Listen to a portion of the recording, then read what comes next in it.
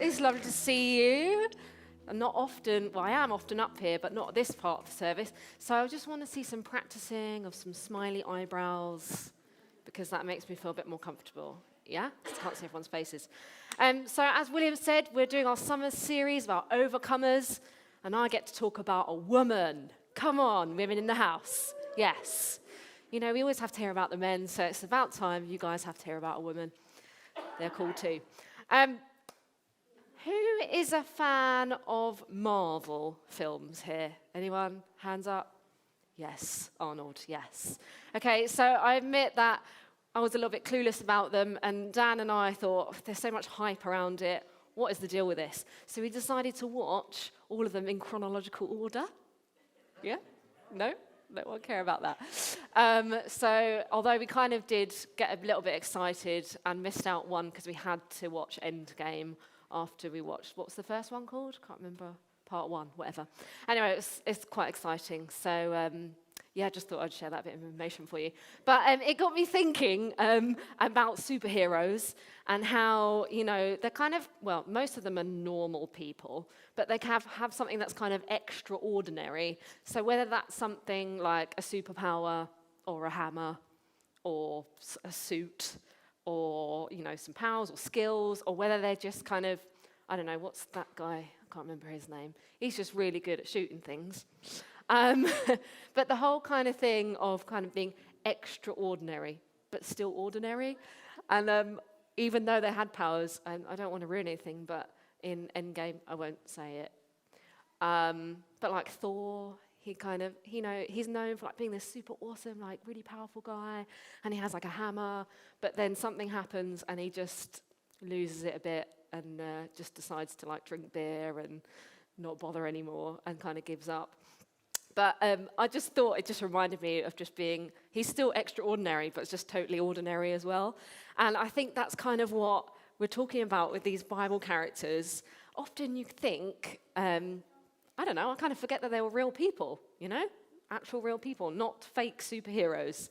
And they were ordinary people, but they had that extraordinary part, the kind of God factor, which gives us that extra thing. And we can be the same as that, right? Anyway, so we're going to crack on. I'm going to talk about Queen Esther. And I would encourage you to go back and read it, because I'm not going to give you all the info. I'm just going to give a little brief introduction for people that don't know the story. So there's kind of 4 main characters. We have the king, King Xerxes. I don't know if I pronounced that right, but you get the idea.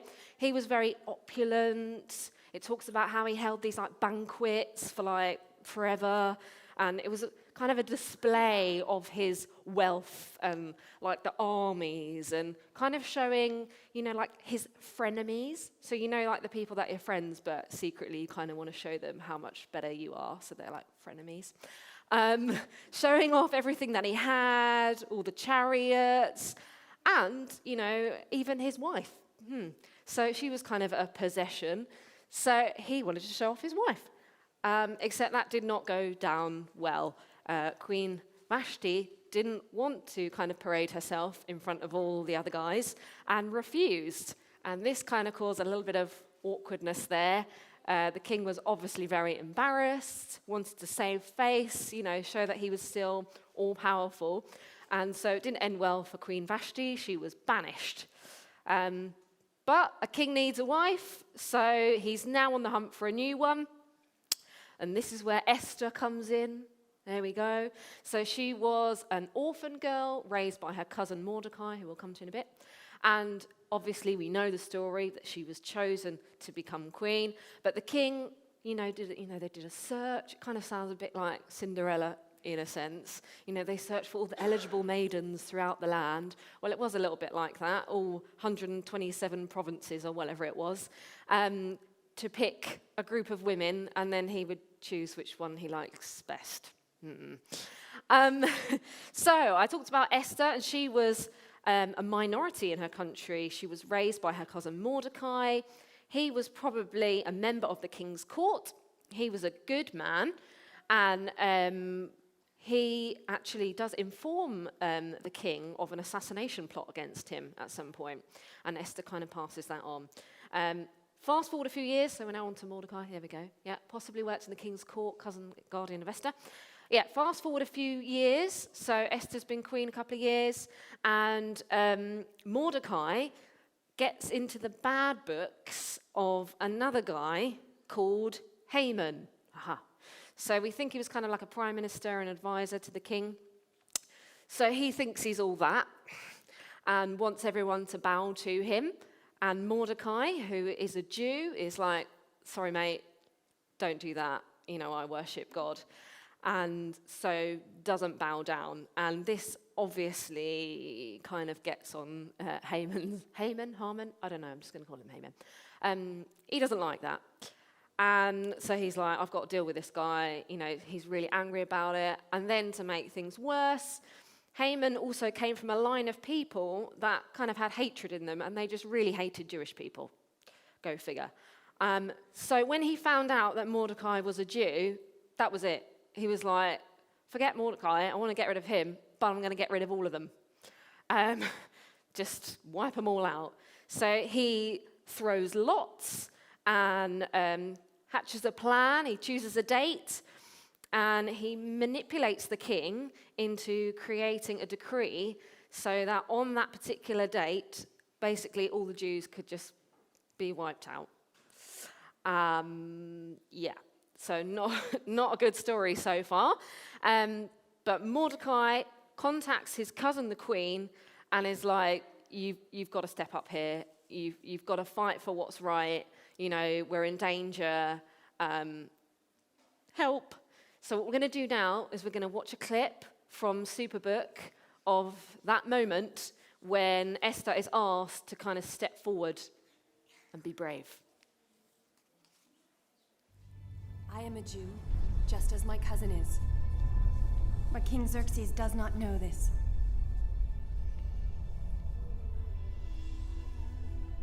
Remind my cousin that anyone who goes into the inner court to the king who has not been called will be put to death. Except the one to whom the king holds out the golden scepter.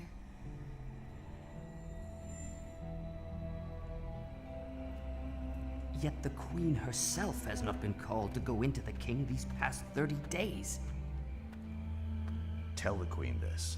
Do not think that you will escape in the king's palace any more than all the other Jews.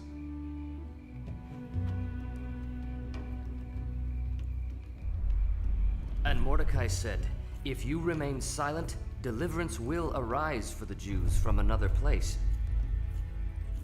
But you and your father's house will perish. Mordecai also said, who knows whether you have come to the kingdom for such a time as this?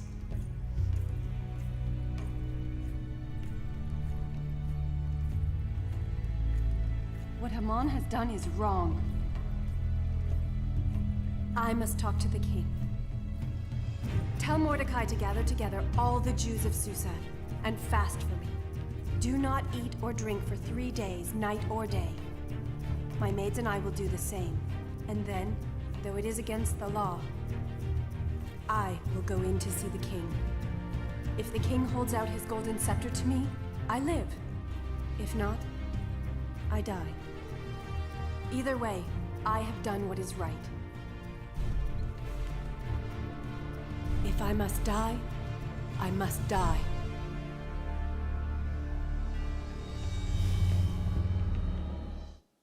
It's quite dramatic. I liked the sort of crescendo of music there. So that's the part there where we see, and she's like, right, I'm going to go for it, even if the outcome is bad. And so we find out that Esther does go and approach the king. He does let her come in, and she decides to invite him to dinner. I love that. She's like, the way to a man's heart is through food. Anyway, so she basically hatches this plan. I love that she gets people to fast and pray, because although God isn't really mentioned specifically throughout this book, you kind of know that there's a faith there. It's the underlying thing. It's the extraordinary in the ordinary. And so what we know is that Haman ends up being executed. Mordecai eventually gets promoted. and happy ending, the Jews were not destroyed. Yay. But I encourage you to go back and read it because there's lots of different details that I missed out there. When you think of the story of Esther, I think, there's often the famous verses. I'm just going to read this one here, which is, I haven't actually written what it is, but it will appear as if by magic. I've written verse 12, but I don't know which chapter that is, so you're just going to have to go away and read it. So, when Esther's words were reported to Mordecai, he sent back this answer. Do not think that because you are in the king's house, you alone of all the Jews will escape. For if you remain silent at this time, relief and deliverance for the Jews will arise from another place. But you and your father's family will perish. And who knows but that you have come to this royal position for such a time as this. And I know we hear that a lot, don't we? And I think sometimes in our own lives we can forget the greater purpose of our circumstances. And if we look back at Esther's life, I think we always think she was an awesome queen. And yes, that is true. But we kind of forget the situation that she's been through, her circumstances, that it wasn't an easy one. She lost her family. She was an orphan, which are like the lowest in society. She was a Jew, and she lived in a place where they were a minority. Thankfully, she was adopted, so that gives her a little bit more security. But then, hang on a minute, when the king is on a hunt for a new queen, all these women or girls would have been taken, and probably against their will. I mean, if it was me, I'd be like, how can I look as ugly as possible so that I don't get picked? The king would choose his queen by spending one night with them, try before you buy, and he would pick the one that he liked the best. And it's not like those women were then sent home. No, that was it. They had to just come and live in the women's quarters for the rest of their days. They wouldn't be able to come and go as they pleased. They wouldn't be able to have visitors unless the king allowed visitors. Being queen meant you had a little more freedom, but think about it, she's not allowed to choose who she falls in love with, who she's married to. This is her life. She's essentially a captive. And actually, it's believed that she was probably about 14 when she became queen, and King Xerxes was in his 40s. So I think we can kind of say that this wasn't necessarily a marriage of love. We'll leave it at that. So when you get that context, oh wow, she's been through this. This was not her choice. This isn't a romantic love story with Kate Middleton and Prince William. There's not the glamour necessarily behind it. And I think we all have situations and times in our lives where we have difficulties. We do. And we have to remember that God can use those situations. Now, I'm not saying that every situation and circumstance is from God. Sometimes there are horrendous things that happen and we don't know why, and we may never know why. And I think sometimes, you get people saying what doesn't kill you only makes you stronger. Or, I'm sure there's a purpose to it. And sometimes that is the last thing you want to hear. You're like, this is like hell for me now, and I don't want to hear that this will be all right in the end. It doesn't help, does it? No. And if anything, it can actually lead to kind of complexes about, has God sent this to me? And, it can make things worse.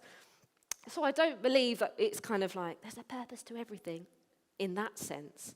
But I believe that there is a purpose for everything, that situations can be used, however horrible, that we shouldn't limit God. Yes, those situations are horrible, and you may not have deserved that, and we don't know why. And things happen. Things have happened in my own life, and I think, why has this happened? It makes no sense.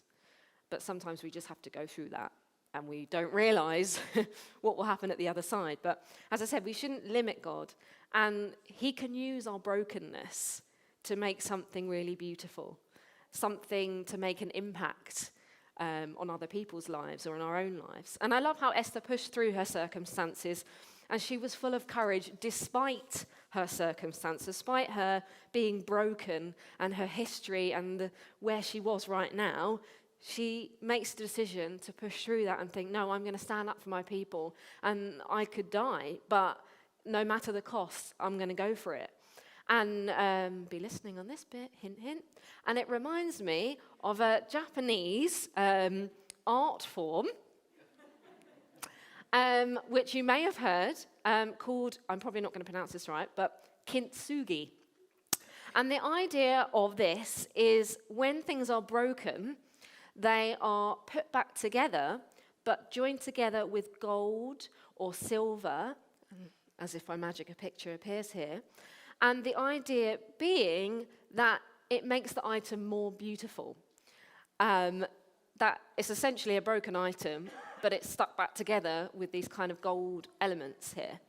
And I think that really just reminded me of what it's like with us, that we go through life and we are broken and we go through hard circumstances, and we don't know why that happens, but God can use it and he can make it more beautiful. And those kind of gold elements there just remind me of God and you know, the testimonies coming together. And just because we are broken, it doesn't mean that God can't use us. I think sometimes we kind of discount ourselves, and we all have struggles, don't we? But in our weaknesses, we have to remember that God is made, you know, we are made strong through Christ. And I think it's just a lovely kind of image, isn't it, to remember that. And so I'd say that is kind of beauty in the brokenness, that beauty in the brokenness. And that's kind of one of the things that I thought Esther was a kind of symbol of. And in the story, we see later on that Esther has to plead with the king again because she wants to reverse this decree about the Jews being killed. So she's done the meal, and then she does another meal, and then she says, hey, look, this guy Haman, he's actually not a nice guy, and this is what he's done behind your back.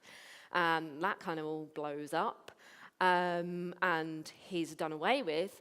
But there's still the issue of this kind of date that's been set, so she's pleading, and he basically says, I can't reverse it. That's it. It's done. So you've got to kind of think of another way to kind of overcome this. So the title of this bit is The War Has Been Won, but the Battles Will Come. And I always kind of glossed over this. I always skipped to the end. I don't know about you. Yeah, it's all fine. The Jews are saved. But actually, they still have to go to war. They still have to go and have a battle. So we know the end of the story, that it all works out all okay. But they still have to go and fight on those 2 days. And the new decree was that the Jews were allowed to defend themselves. So they could actually fight back. And so obviously we know that God is with them and they win. But I think, again, this is similar in our own lives. We know that victory is ours in God, don't we? We know the end of the story. Jesus died, rose again. We have salvation, and the war is won. But I think we sometimes have to remember and understand that there are still battles along the way. And, we have to continue to fight the good fight, continue to go through the troubles that we come against. And I feel like sometimes we always have this constant need for everything to be all right all of the time. That's the dream, isn't it? But we have to kind of get it in our head that it's not going to be like that. Trouble will come. And we have to kind of be prepared for that. And I think it made me think of my own life. Some of you will know kind of my part of my testimony. When I was younger, about sort of 12, I went through quite a difficult time in my life where I was very depressed and actually self-harmed, and I was very suicidal, which I'm glad to say now, people were like, what? That makes no sense that would be you. Well, that's only God, isn't it? And I would say that is a war that was won. But I would say that there are still battles that happen to that. I'll be honest about it. There are still times when I do battle a bit of depression. There are times when I have thoughts and feelings that I find hard. And you kind of have to just take that moment and think, no, this is just a battle. This is just a battle. The war has been won. The war has been won. And I think we need to think about that again in our own lives. We need to just remember that the battles will come. And what have we got in place for when that happens, when the troubles come? Are we on solid ground? Are we connected? Do we have people around us? Are we focusing on God? Do we know those things that can trip us up? You know? So be thinking about that one. And I think finally, this is another thing from the story. I'm going to say is marking the moment. Celebrate, remember, and share. Now, I don't know about you, but I'm kind of known in my family for losing things a lot. And I have a bit of a reputation for not being a very good looker. And so if I've lost something, they're like, oh, well, have you looked for it? And I'm like, yes, I've looked for it. And they're like, have you done a Charlotte look? Which generally means that I haven't looked properly. And most of the time, it's literally right in front of me, which is quite embarrassing. But I'm just terrible at forgetting things. Always my phone. You know, I've had several phones over the years, and they've been in different places. One spent the night outside one time. Anyway, but that kind of sense of forgetting. And why is it that we are so easy to forget what God has done for us? You know, there are stories of God's faithfulness in our lives, but we are quick to forget them.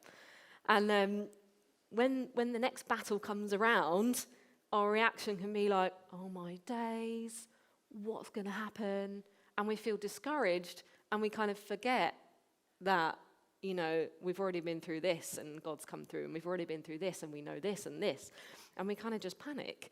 And it reminds me of the Israelites. You know, Moses parted the Red Sea. You know, God had done that miracle. I mean, when you actually think about that, like defying the laws of gravity, yeah, like crazy insane. And they come through this, and then they get to the other side, and then they're panicking. They're like, what are we going to do? We've got no food. We've got nowhere to go. And you're like, hello, literally the seas just parted, and you've just forgotten already.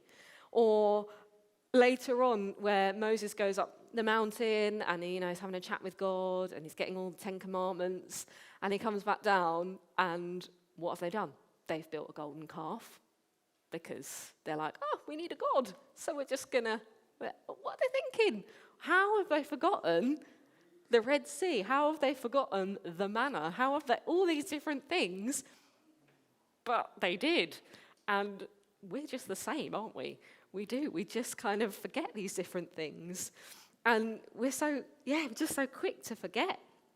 And I'm going to read the next part, Esther 9:28 to 32 now. And this part of the story, I don't know, we don't always read about this part of the story, so read it. These days should be remembered and observed in every generation by every family, and in every province, and in every city. And these days of Purim, whatever, should never fail to be celebrated by the Jews, nor should the memories of these days die out among their descendants. So Queen Esther, daughter of Abihail, along with Mordecai the Jew, wrote with full authority to confirm this second letter concerning Purim. And Mordecai sent letters to all the Jews in the 127 provinces of Xerxes' kingdom, words of goodwill and assurance to establish these days of Purim in their designated times, as Mordecai the Jew and Queen Esther had decreed for them, and as they established for themselves and their descendants in regard to their times of fasting and lamentation. Esther's decree confirmed these regulations about Purim, and it was written down in the records. And so basically, we know in the story that they finally have this battle and the Jews win. But they decide to mark the moment, and they remember, and they celebrate, and they share. And this festival was set up, I'm not pronouncing it right, but I'm going to say Purim. I think because Pur means lot, which is what Haman did to kind of pick the date when he wanted to get rid of the Jews. And so this is an actual real thing this happens every year for Jewish people, and they remember and they celebrate what Queen Esther did. They put this kind of practice in that everyone had to celebrate. They wrote the letter, giving her authority behind it, and saying, look, guys, remember when this happened? We need to remember it. And as I say, they still do this. It's a 2-day festival celebration, remembering what the Lord has done. It includes giving gifts to one another and also to the poor.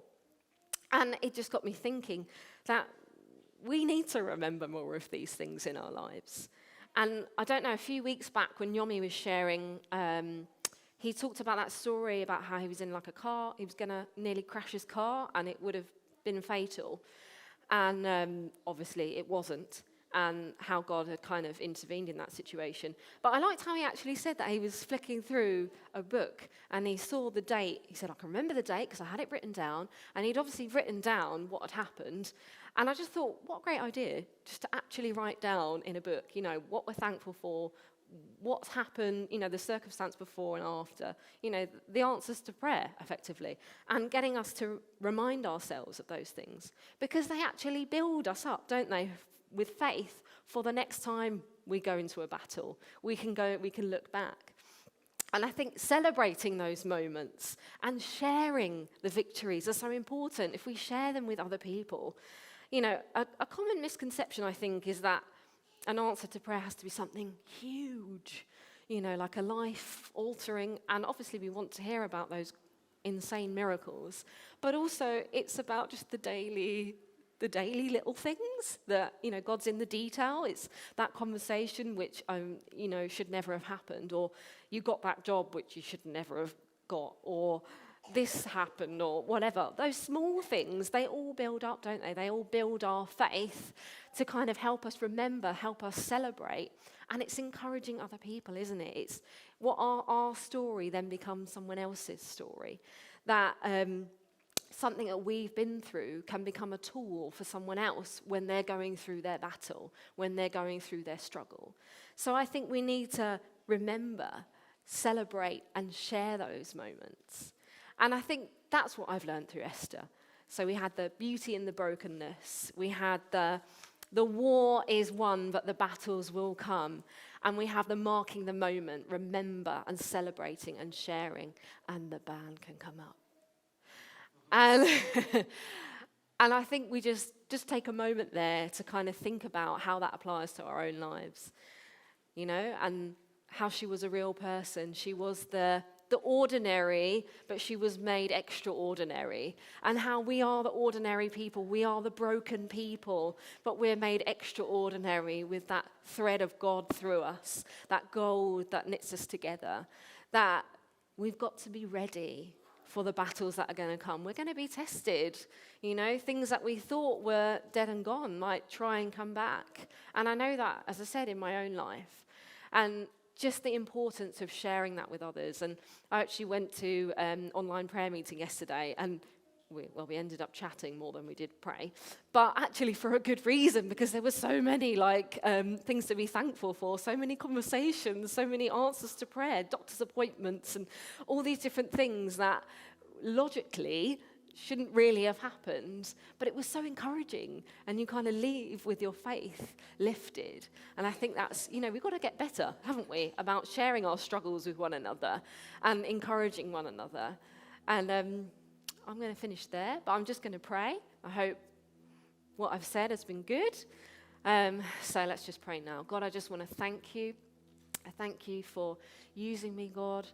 I just want to pray that what you have spoken will not be void, Lord, that you would speak to each person in their own individual way, God, that you know everybody inside out. You know our struggles. You know our brokenness, but you know that you can make it more beautiful, that you are the extraordinary in our ordinary lives, Lord, that you can help us through our battles, Lord, and we can use those battles to remember, to share them with others, to encourage one another and to build each other up. Lord, I thank you that you still work in us today, that when we think back, it is the same now. You are the same God, Lord, that we have the Holy Spirit in us, that we can be warriors, we can fight, Lord, with you. Thank you, Jesus. Amen.